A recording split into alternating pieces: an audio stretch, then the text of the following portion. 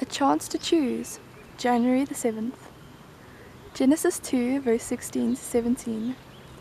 But of the tree of the knowledge of good and evil you shall not eat of it, for in the day that you eat thereof you shall surely die.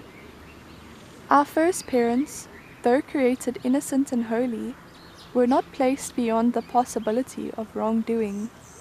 They were to enjoy communion with God and with holy angels, but before they could be rendered eternally secure, their loyalty must be tested. At the very beginning of man's existence, a check was placed upon the desire for self-indulgence, the fatal passion that lay at the foundation of Satan's fall. The tree of knowledge, which stood near the tree of life in the midst of the garden, was to be a test of the obedience, the faith, and the love of our first parents. While permitted to eat freely of every other tree, they were forbidden to taste of this, on pain of death. They were also to be exposed to the temptations of Satan, but if they endured the trial, they would finally be placed beyond his power, to enjoy perpetual favor with God. God might have created man without the power to transgress his law. He might have withheld the hand of Adam from touching the forbidden fruit, but in that case man would have been not a free moral agent, but a mere automation. Without freedom of choice, his obedience would not have been voluntary but forced.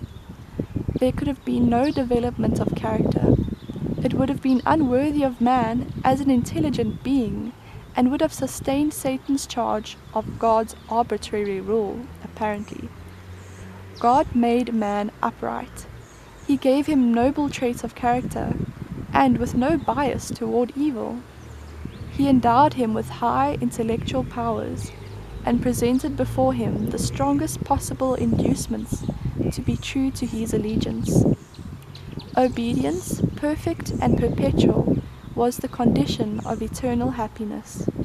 On this condition he was to have access to the tree of life. So long as they remained loyal to the divine law, their capacity to know, to enjoy, and to love would continually increase. They would be constantly gaining new treasures of knowledge, discovering fresh springs of happiness, and obtaining clearer and yet clearer conceptions of the immeasurable, unfailing love of God.